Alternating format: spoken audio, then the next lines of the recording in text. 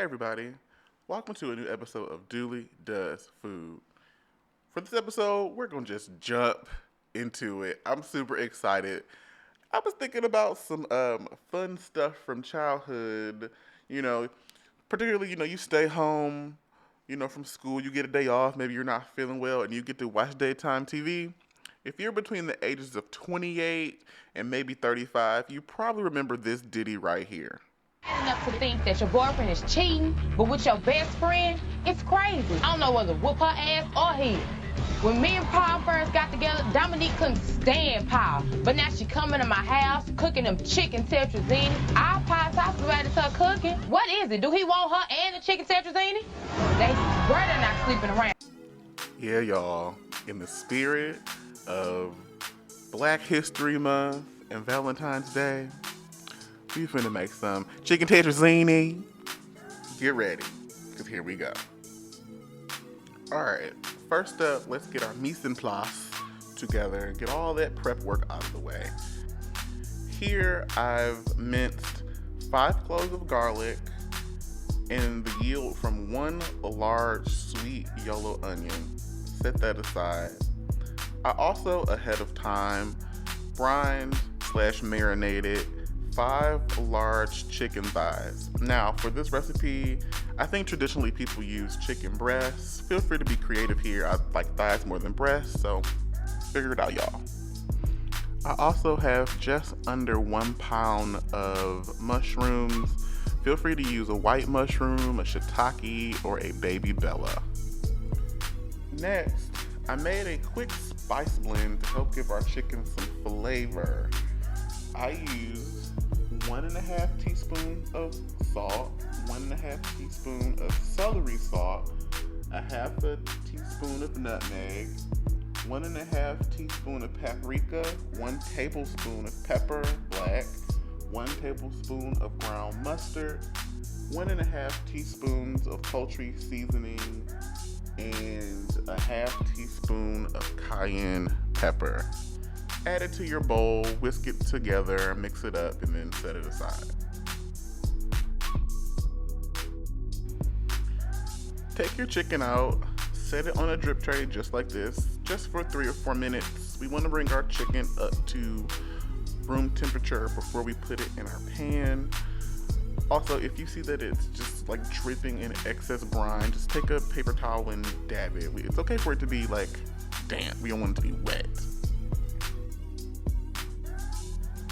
Next, take your chicken and dredge it in the spice blend. We just want to get a nice even coating. Shake off excess. You're going to do this systematically, and once your chicken is coated, set it right back on your drip tray. Do this until all of your chicken is seasoned.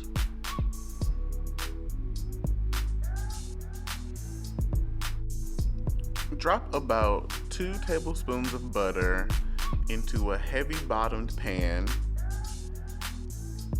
and then we're gonna go ahead and sear off our chicken. We just want to keep it in the pan long enough to get a nice crispy top and bottom. So go ahead and turn your pan onto, I'm gonna say medium high, and then cook both sides of your chicken until it's nice golden brown. We'll continue cooking it later throughout this process, so it doesn't need to be 100% done. Remove your chicken, set it aside back on your drip pan, and then let's get started on our mushrooms. Now first, if you notice that some of your spices from your chicken started to burn at the bottom of your pan, use a strainer just to get those bits out, and then pour the remaining liquid back into your pan. We need all that juice and that flavor for everything that happens next. Once you get there, go ahead and add in your mushrooms, and then we're gonna give it a proper saute. Add in another tablespoon of butter, just a touch of salt and pepper, and then you're gonna sit these here. All in all, it should take you no more than about 10 to 12 minutes to get these where they need to go.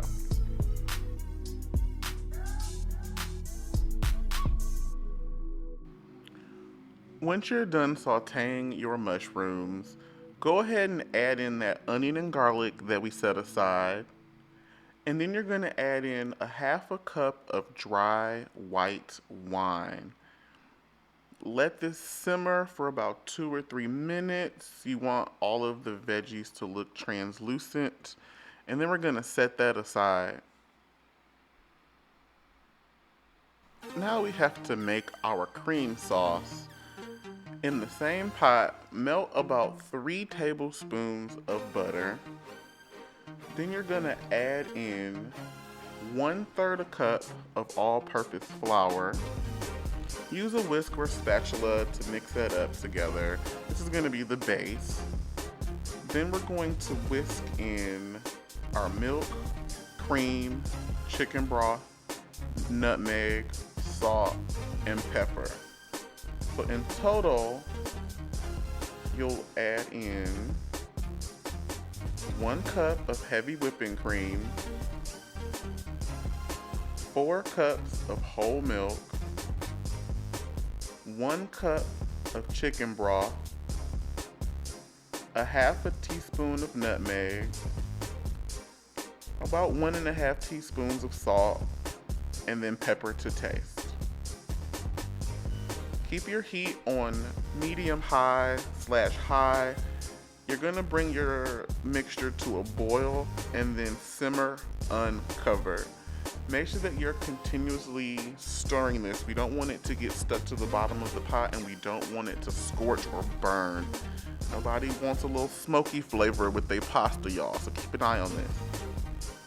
Over time, this sauce is going to thicken as the flour molecules swell with dairy and it does all that sciencey stuff. In total, it took me about 10 minutes to get the sauce from this kind of liquidy texture to this thick girl here.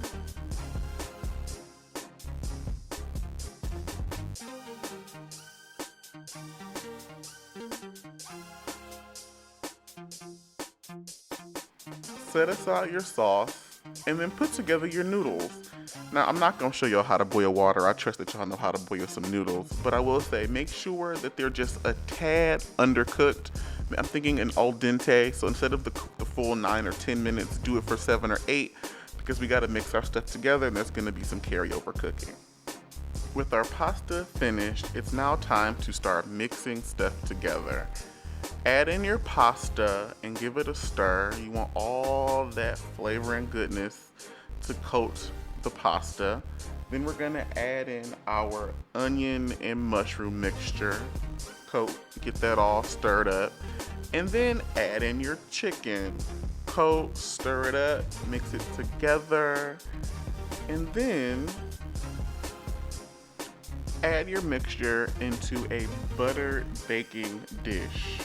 Use a spatula and delicately add it into your baking pan.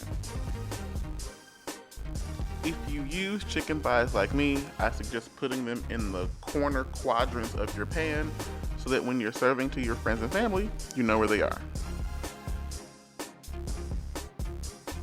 Preheat your oven at 450 degrees Fahrenheit, and then let's add the final touches to our dish.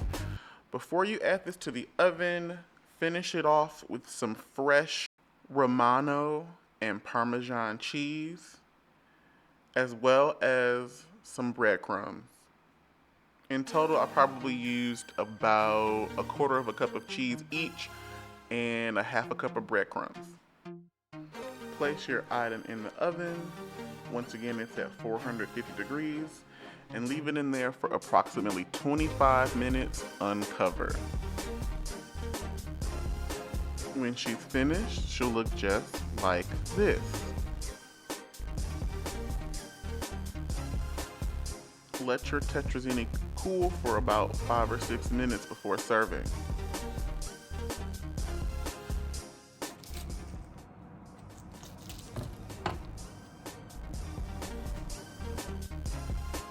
Y'all hear that? That sounds so crispy and delicious, don't it? Go ahead and cut y'all a piece and serve on a cute dish. Just spoon it out with the spatula.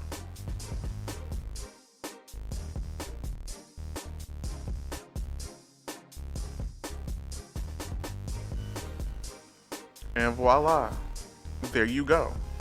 Chicken tetrazzini Go ahead and show this recipe to your significant other. Or you can take this recipe and try to steal somebody's man. You know, we gearing up for a hot girl summer. Use this recipe now so that you're prepared for later.